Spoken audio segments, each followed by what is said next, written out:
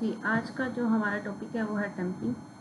Dumping any effect that tends to reduce the amplitude of the vibration is called damping. कोई भी असर जो vibration के amplitude को कम कर दे, इसको हम क्या कहते हैं? इसको हम डंपिंग कहते हैं। ठीक है, जो एम्पलीट्यूड कम कर दे। एम्पलीट्यूड क्या है कि जो सबसे ज़्यादा जिसमें वाइब्रेशंस होती हैं, जिसका एम्पलीट्यूड उसको कम करने में जो मतलब जो उसको कम करता है उस एम्पलीट्यूड को, जैसे फॉर एग्जांपल एक झूला है, ठीक है, वो आप झुला रहे हैं तो वो जब उसकी स्पीड बहुत ज़्यादा होगी, मतलब उसका एम्पलीट्यूड भी बहुत ज़्यादा है, तो जैसे ही आप उस झूले को धीरे धीरे मतलब रोकने की कोशिश करेंगे, तो वो जो धीरे धीरे रुक रहा है उसी को हम क्या कहते हैं? डैम्पिंग कहते हैं। ठीक है, तेज चीज़ से वो एक चीज़ फास्ट मूव कर रही है, उसको जैसे ही उसको हम रेस्ट की हालत में लाने के लिए स्लो करते हैं, तो जो स्लोइंग टाइम होता है वो हमारे पास डैम्पिंग होता है, जो उस चीज़ को स्लो कर रहा होता है। जैसे फैन बंद करने पर तो पंखा क्या होता है? धीरे धीरे रुक जाता है। ठीक है, धीरे धीरे रुकता है, ठीक है, कुछ टाइम बाद रुकता है। जैसे ही आप फैन ऑफ करते हो तो वो क्या होता है, उसकी जो स्पीड होती है वो कम होना शुरू होती है, ऐसे ही वो धीरे धीरे रुकना शुरू कर देता है। तो यही हमारे पास डैम्पिंग होती है। ठीक है, the ascending motions we have considered so far have been for ideal system that oscillate indefinitely under the action of a linear restoring force. अब तक हमने आइडियल सिस्टम पढ़े हैं जो हमेशा मतलब झूलते हैं, ठीक है, मूव एक जगह पे रह के मूव करते हैं, जैसे फ्रैक्शन, जिसमें फॉर एग्जांपल फ्रैक्शंस ना हो। किताब में पहले हमने ऐसे पेंडुलम पढ़े हैं जो कभी नहीं रुकते, ठीक है, ऐसे पेंडुलम पढ़े जो रुकते नहीं है, लेकिन रियल लाइफ में ऐसा नहीं होता। ठीक है, अभी तक जो हम ऊपर सिंपल हार्मोनिक मोशन में पढ़ते आए हैं, स्प्रिंग वाला चीज़ और पेंडुलम वाली चीज़, वो रुकते नहीं है। ठीक है, वो उस हाल में हमने पढ़ा है, लेकिन ऐसा रियल लाइफ में ऐसा नहीं होता। हर चीज़ का एक दफ़ा क्या हो जाती है, आप फॉर एग्जाम्पल झूला भी देते हो तो वो सदा चलता नहीं रहता, वो रुक जाता है।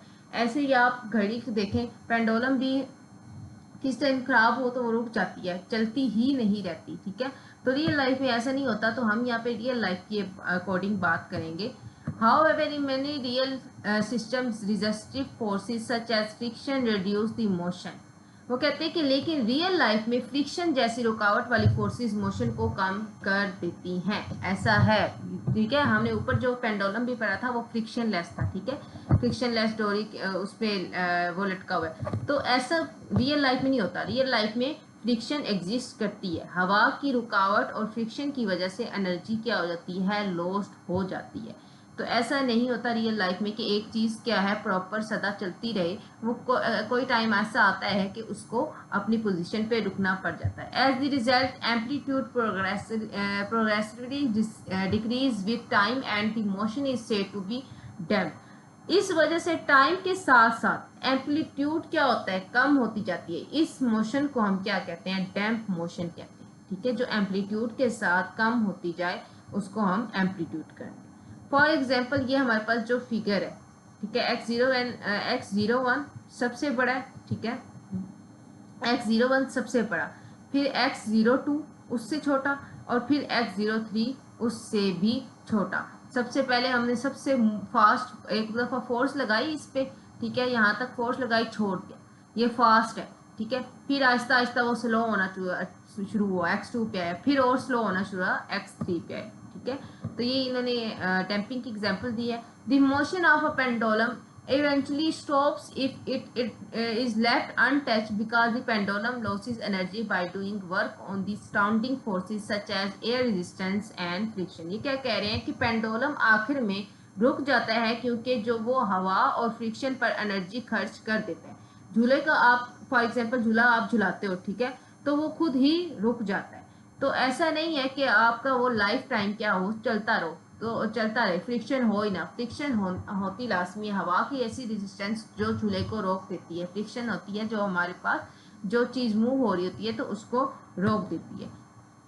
The energy of the system decreases with time and eventually falls to zero and pendulum comes to the rest as on figure 10.7। तो 10.7 फिगर में वो कह रहा है कि ग्राफ में वेव ऊपर नीचे होकर छोटी होती जा रही। अब आप देखो यहाँ पे स्पीड x1 की मैंने बताया बहुत ज़्यादा थी, फिर x2 फिर x3, x1 2 3 बना दिया, जैसे ही आपने इस बॉल को पकड़ के छोड़ा, इसकी स्पीड फास्ट थी, आहिस्ता आहिस्ता आहिस्ता आहिस्ता और फिर आहिस्ता आहिस्ता आहिस्ता आके इस टाइम के वो टाइम के साथ साथ क्या हो जाती है, कम हो जाती है। ठीक है, तो हमारे पास जब ये कम हो जाएगी, बिल्कुल स्टॉप हो जाएगी, रेस्ट की हालत में हो जाएगी, तो यही वेव क्या हो जाएगी, बिल्कुल स्ट्रेट लाइन पे आ जाएगी। उसके बाद यहाँ पे नीचे हमारे पास एक रियल लाइफ उन्होंने एग्जांपल दी हुई है। Well design damping is needed for certain kinds of applications. The concept of damping system is used in the car suspension system for a comfortable ride. वो क्या कहते हैं, डंपिंग जी को सही तरीके से यूज करते हैं। ठीक है, जी क्या, ग्रेविटी को सही तरीके से यूज करते हैं, जैसे कार की सस्पेंशन में, ताकि सफ़र आरामदा हो। ठीक है, कार की उसमें यूज़ किया जाता है डैम्पिंग को। डैम्पिंग अगर कार में जो शॉक एब्जॉर्बर ना हो तो हमारे पास जो गड़े में जाके वो जो झटके लगते हैं, अगर इसलिए हमारे पास शॉक ऑब्जर्वर हमारे टायर्स में लगे होते हैं, तो अगर वो ना हो तो गाड़ी झटके देने लग जाए। ठीक है, तो हमारे पास शॉक कहाँ पे थी मैं,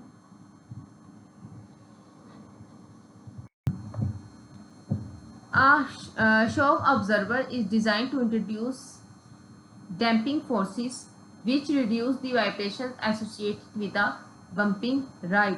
वो क्या कहते हैं, शॉक एब्जॉर्बर डंपिंग फोर्स देता है जो झटकों की वाइब्रेशन को कम करता है। ठीक है, a shock observer show in drawing, a shock observer consists of a piston in a reservoir of oil. When the piston moves in response to the bump in the road, holes in the piston hit permit the piston to pass through the oil। वो क्या कहता है जी, shock observer में piston और oil होते हैं। ठीक है, जो शॉक ऑब्जर्वर गाड़ियों में लगा होता है उसमें क्या होते हैं, पिस्टन होते हैं और ऑयल होते हैं।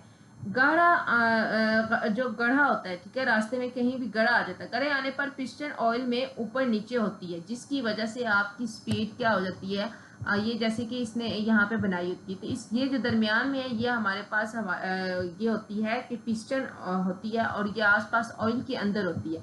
तो जैसे ही कोई गड़ा आता है या कोई ऐसी चीज़ आती है तो ये मूव होना शुरू हो जाती है। Focus viscous forces that arise during the movement cause the damping. Oil की चिपचिपकाहट की वजह से डंपिंग होती है। ठीक है, जिस ये ऑयल होता है ना, ऑयल के अंदर ये लगी होती है, तो ये इसके अंदर मूव होने लगती है और ये इसकी चिपचिपकाहट की वजह से क्या होती है, डंपिंग शुरू हो जाती है। The graph show 3 types of dump motion. अच्छा, अब डंप मोशन की 3 टाइप्स वो बताने लगे कि कौन कौन सी 3 टाइप्स हैं। पहली कर्व, दूसरी अंडर डैम्प्ड क्रिटिकली, पहली अंडर डैम्प्ड, दूसरी क्रिटिकल डैम्प और तीसरी हमारे पास आवर डैम्प। ये 3 हमारे पास क्या है, डंपिंग की टाइप्स हैं। ठीक है, फॉर शॉर्ट क्वेश्चन वो पूछ सकता है कि टाइप्स ऑफ डंपिंग, तो 3 है, under damp, critically damp and over damp. सबसे पहले हम अंडर डैम्प करते हैं। अंडर डैम्प क्या होती है, झटके के बाद जो कार 2 या 3 बार ऊपर नीचे होकर रुकती है उसको हम कहते हैं कि अंडर डैम्प, कि अभी वो क्या है, डैम्पिंग के अंदर है। क्रिटिकली डैम्प झटके के बाद फौरन सीधी हो जाती है, ये बेस्ट होती है। ठीक है, झटका लगता है लेकिन वो फौरन ठीक हो जाती है, तो वो बार बार थोड़ा सा ऊपर नीचे नहीं होती है। अगर कार को फॉर एग्जाम्पल कोई झटका लगता है तो वो फौरन रुक जाती है, तो वो हमारे पास क्रिटिकल डैम्प होता है। और वो अगर झटके के बाद 2-3 बार ऊपर नीचे होकर रुकती है तो वो अंडर डैम्प होती है।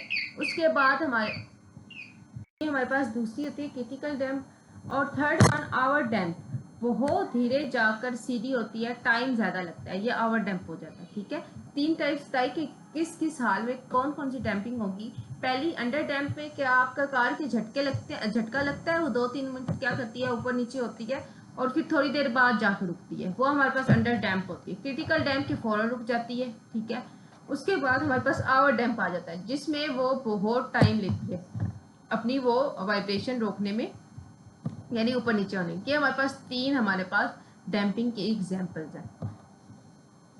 उसके बाद हमारे पास nature of waves and their types. ठीक है, वेव्स की क्या नेचर होती है और उसकी टाइप्स क्या हैं, हम इसको इस टॉपिक में पढ़ेंगे। A wave is a disturbance that move outward from its point two origin, transferring energy by means of vibrations with little or no transport of medium। तो हमारे पास वेव क्या होती है? वेव एक खलर है, ठीक है, एक डिस्टरबेंस है, खलर कहते हैं क्योंकि एक डिस्टरबेंस है जो अपने शुरू होने वाले पॉइंट से बाहर की तरफ जाता है। ये वाइब्रेशन के जरिए एनर्जी ट्रांसफर करती है, लेकिन मीडियम ज़्यादा आगे पीछे नहीं होता। फॉर एग्जाम्पल, ये क्या कहना चाह रहा है? पानी में जब आप पत्थर फेंकोगे तो लहर आगे जाती है, लेकिन पानी अपनी जगह नहीं रहता है, ठीक है। जो हमारे पास ऊपर लहर होती है वो क्या होती है? वो आगे जाती है, ठीक है, लहर आगे जाती है, लेकिन पानी अपनी जगह नहीं रहता है, ठीक है। पानी क्या कर रहा होता है? मूव कर रहा होता है। अगर पानी में आप पत्थर फेंको तो उसमें क्या बनती है? लेयर्स बनती हैं, वही हमारे पास वेव्स होती हैं, ठीक है। तो ये एक कलर है, आप किसी भी चीज में कोई भी चीज फेंको पानी में, जैसे कि पत्थर फेंका है तो उसमें जो लेयर्स बनी होती हैं वो हमारे पास वेव्स होती हैं। There are two common features of all waves. ये कहते हैं कि दो फीचर्स हैं जितनी भी वेव्स हैं, चाहे वो पानी में बनने वाली हैं, ठीक है, जहां पे बनने वाली वेव्स हैं, वो उसकी दो नेचर, वो सब फीचर्स जो ऐसे हैं वो सब में पाए जाते हैं। A wave is a travelling disturbance. Wave एक सफर करने वाली डिस्टर्बेंस है, यानी खलर है, ठीक है। वेव एक सफर करने वाली, वो क्या करती है? ट्रैवल करती है। आपने देखा हो कि जैसे ही आप पत्थर पानी में फेंकते हैं तो वेव आगे मूव करती है, ट्रैवल करती है, रुकती नहीं है, रुकी हुई वेव नहीं होती, वो आगे क्या करती है? मूव करती है। A wave carries energy from place to place. Wave energy को एक जगह से दूसरी जगह क्या करती है? लेके जाती है। जब वो ट्रैवल करेगी, रही बात है, जो उस पर एनर्जी लगी है वो एक जगह से दूसरी जगह मूव होगी। तो इस एग्जाम्पल को पढ़ते हैं कि वेव के की एग्जाम्पल है, कि इससे आपको ज़्यादा अच्छी समझ आएगी। Take a tube full of water, move a pencil up and down at one edge of the tube. Waves are produced on the water surface which move away from the point to impact of the pencil. एक tube पानी से भरो, एक तरफ pencil ऊपर नीचे करो, ठीक है। आपने एक ट्यूब पानी से भरा और पेंसिल ली, उसको ऊपर नीचे आपने किया, ठीक है। पानी की सतह पर लहरें बनी, वेव्स बनी, पेंसिल की लगने वाला पॉइंट से दूर जाएंगी। जाहिर बात है। अब आप ये देखिए, इन्होंने ट्यूब लिया, इसने पानी लिया, यहाँ पे इन्होंने क्या की? पेंसिल ऐड की। तो पेंसिल को जैसे ही इन्होंने थोड़ा सा मूव किया, थोड़ा ऊपर नीचे किया, ठीक है, तो इसके अंदर लहरें बनी, ठीक है। इसके अंदर क्या बन गई? लहरें बनी। और वो क्या कर रही हैं? वेव्स क्या कर रही हैं? ट्रेवल कर रही, ठीक है, रुकी हुई नहीं है, आगे की तरफ वो लहरें जा रही हैं। उसके बाद हमारे पास place a cork in a middle of the tube, you can see that as the waves pass through the cork it all move up and down about it place. वो कहते हैं कि ट्यूब के एक बीच में एक क्रॉक रख दो, ठीक है। जब लहर क्रॉक से गुजरेगी तो क्रॉक अपनी जगह पर ऊपर नीचे होगा। तो वो कहते हैं जैसे ही आप यहाँ पे पेंसिल रखते हैं तो वो वेव्स रहता है। जैसे ही आप क्रॉक एक रख दोगे, कोई भी क्रॉक चीज लेके यहाँ पे आप रख दोगे, तो क्या करेगा कि उसकी लहरों की वजह से, उस पेंसिल की लहरों की वजह से, ये जो क्रॉक है जो आपने रखा हुआ है, ये ऊपर नीचे मूव होना शुरू हो जाएगा उन लहरों की वजह से। The energy which is spent in moving the pencil up and down reaches the crock by means of water waves, due to which it also moves up and down. Pencil हलाने में जो एनर्जी लगी वो पानी की लहर के जरिए क्रॉक तक पहुंची। तो अब आप देखें यहाँ पे एनर्जी ट्रांसफर हो रही है, ठीक है। पेंसिल पहले हमने मूव की, क्रॉक रख दिया, अभी कोई इसमें पानी में कोई वो मूवमेंट नहीं है, बिल्कुल आराम। पेंसिल जैसे ही मूव नहीं की, उसकी लहरें बनी, उसकी वजह से जब वेव्स आगे गई, वेव आगे ट्रांसफर होती है, ट्रेवल किया उन्होंने, वो क्रॉक के जो हमने रखा हुआ था उसको ऊपर नीचे करने लगी। तो उस पेंसिल में जो एनर्जी लगी, अब वो कैसे ट्रांसफर हो गई? हमारी क्रॉक में। इसलिए क्रॉक भी क्या करने लगा? मूव करने लगा। इसी तरह ये एनर्जी ट्रांसफर हुई है पेंसिल से क्रॉक तक। तो ये वेव्स हमारे पास एनर्जी भी ट्रांसफर करती हैं एक मीडियम से दूसरी मीडियम को। Notice that during this process the clock does not move with waves, it only move up and down, which shows that the particles of matter, water yani, does not move forward with the waves, instead of they oscillate about their mean position। अच्छा, ये क्या कह रहा है कि गौर करें आप कि क्लॉक लहर के साथ आगे नहीं जाता, ठीक है। कि आप ये देखें कि जो क्लॉक है वो लहर के साथ आगे नहीं जाता, वो सिर्फ अब ऊपर नीचे मूव होता है, ठीक है।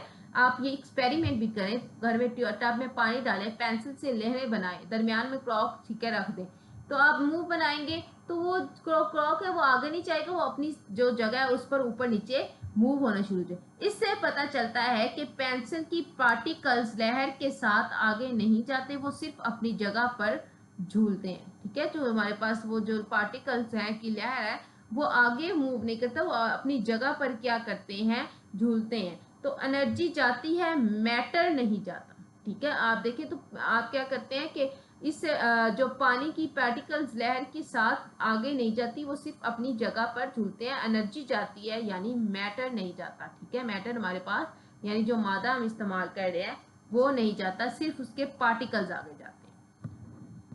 A wave is disturbance and transfer energy through a medium. While the disturbance and energy that it carries move through the medium, the matter does not experience net movement. Wave एक खलर है जो medium के जरिए energy transfer करती है। Medium होता है कि हम कोई भी चीज जिससे हम वेव्स बना रहे हैं।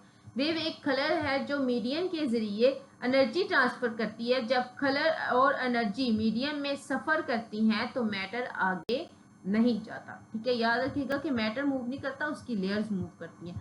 Instead, each particle in medium vibrate about some mean or rest position at the passes.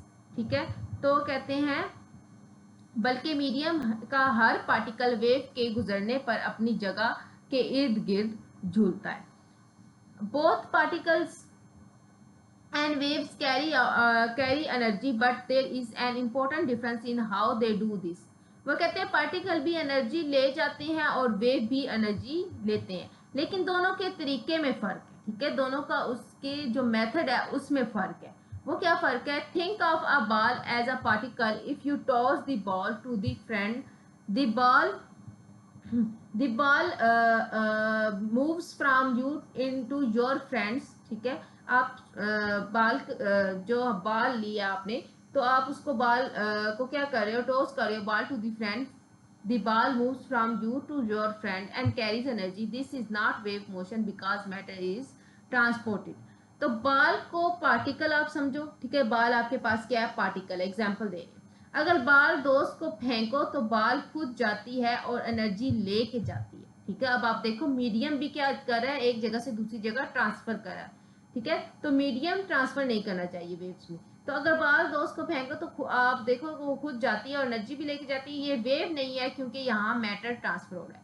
तो ये बात याद रखिएगा कि वेव में एक डिफरेंस कि अगर आप मैटर को मूव करते हैं एक जगह से दूसरी जगह, तो वो एनर्जी के साथ साथ उसकी जो हमारे पास मैटर है, जो चीज़ है, वो भी मूव हो रही है। फिर हम उसको वेव्स नहीं कहेंगे, वो वेव्स नहीं होगी। तो वेव क्या होगी कि मैटर अपनी जगह पे रहकर पानी में डिस्टर्बेंस पैदा कर दे या किसी भी चीज़ में डिस्टर्बेंस पैदा कर दे, तो वो हमारे पास वेव्स होंगी। ना कि मैटर अगर मूव हो जाए तो वो हमारे पास वेव्स नहीं होंगी। तो एनर्जी के साथ साथ जो आप वो कहते हैं कि अगर बॉल मूव हो रही है तो वो हमारे पास वेव्स नहीं होंगी। अगर नहीं होती, अपनी जगह पे रहकर वो यूज़ करती है, तो इसमें हम कह सकते हैं कि हमारे पास ये वेव्स बनती हैं जब मैटर अपनी जगह पर रहकर वेव्स बनाता है। ठीक है, लेयर्स बनाता है। हाउएवर इफ, अच्छा यहाँ पे हमारे पास ये फ्रेंड और वो वाली बात है। यहाँ पे एनर्जी क्या हो रही है, ट्रांसफर हो रही है, लेकिन जब आप भेजोगे उसको बॉल तो वो साथ साथ मैटर भी जाएगा। एग्जाम्पल में क्या कह रहा है, however if you and your friend hold the ends of the rope and you give you and a quick shake, the rope remains in your hand and the energy can be felt by your friend on the other end of the rope। लेकिन अगर आप और आपके दोस्त रस्सी के दो सिरे, एक सिरा आपने पकड़ा, एक सिरा आपके दोस्त ने पकड़ लिया, तो आप क्या करो, अपना सारा जो है ना रस्सी को, पैसे पता है आपको, ये करने के लिए इसको मूव करें। ठीक है, इसको मूव करें, रस्सी तुम्हारे हाथ में ही रहेगी, रस्सी आपके हाथ में रहेगी। ठीक है, लेकिन एनर्जी क्या हो जाएगी, मूव हो जाएगी। तो इसको कह सकते हैं कि ये वेव्स है। ठीक है, अगर बॉल फेंकते हैं तो वो मैटर भी साथ जा रहा है। ठीक है, मीडियम भी साथ जा रहा है, तो वो वेव नहीं होगी। इसी तरह अगर ये रस्सी है, रस्सी आपके हाथ में ही रहेगी, आप जैसे उसमें मोशन पैदा करोगे, उसमें कोई वेव पैदा करोगे, उसमें डिस्टर्बेंस पैदा करोगे, तो वो क्या बनाएगी, वेव बनाएगी। क्यों? क्योंकि वो एनर्जी अपनी एनर्जी अपने दोस्त तक ट्रांसफर कर रहा है, लेकिन रस्सी उसके अभी हाथ में ही है, वो उसने दोस्त तक नहीं फेंकी। ठीक है, तो ये हमारे पास वेव्स बनती हैं। Even through no matter is transferred, the rope still carries energy through the waves that you carried on show in the figure. वही हालांकि यहाँ मैटर ट्रांसफर नहीं हुआ, फिर भी रस्सी ने वेव की जरिए एनर्जी ट्रांसफर कर दी। अब वो कहते हैं कि यहाँ पे अगर आप देखो तो वो रस्सी मूव नहीं हुई, लेकिन एनर्जी फिर भी ट्रांसफर हो गई है। ठीक है, तो ये आप इस एग्जाम्पल में देख सकते हैं। Wave motion is related to oscillations when the energy moves through the wave. The particles of the medium execute simple harmonic motion about their equilibrium position.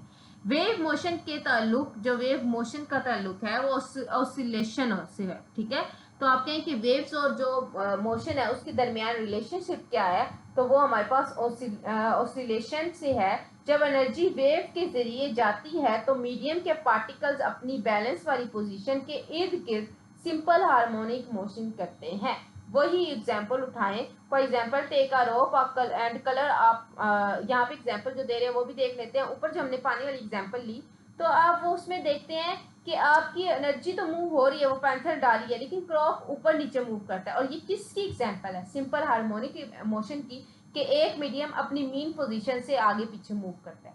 तो ये इसकी सिंपल हार्मोनिक मोशन की एग्जाम्पल है। For example यहाँ पे example दी है, take a rope and colour a part of it, attach one end of the rope to the wall and wiggle the other end regularly and continuously.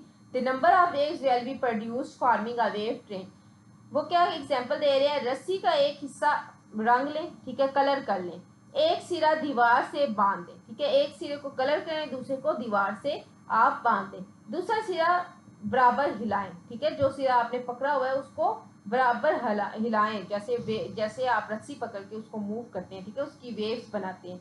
बहुत सी लहरें बनकर एक साथ जाएंगी, इसी वेव को ट्रेन कहते हैं। ठीक है, ट्रेन वेव कहते हैं कि वो क्या होती हैं, उनकी बिल्कुल सेम वेव्स होती हैं। अब आप ये ऑसिलेशन वाले एग्जांपल देखो तो इसमें वेव्स बिल्कुल सेम है।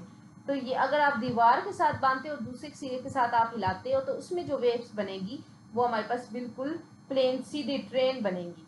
Observe the color marking. It will execute oscillations about certain mean position as shown in figure 10.8. रंग वाले हिस्से को देखें, वो अपनी बीच वाली पोजीशन के इर्द गिर्द झूलेगा। तो आप देखो दरमियान वाला जो हिस्सा है वो अपनी मीन पोजीशन के ऊपर नीचे मूव करता है, इसलिए ऑसिलेशन कह सकते हैं इसको। When a stone is dropped in the pond water, ripples यानी रिपल्स वेव्स होती हैं, are seen on the surface of the water. जब आप तालाब में पत्थर फेंको तो पानी की सतह पर लहरें नजर आती हैं।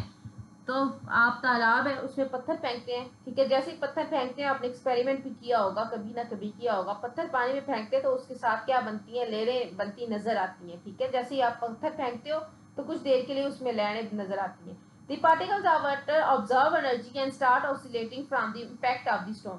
पत्थर के लगने से पानी के पार्टिकल एनर्जी लेकर झूलना शुरू हो जाते हैं। तो जैसे ही आप पत्थर फेंकते हो, आपकी एनर्जी ट्रांसफर हुई पानी में जैसे ही ट्रांसफर हुई तो उसमें क्या बन गई? वेव्स बन गई।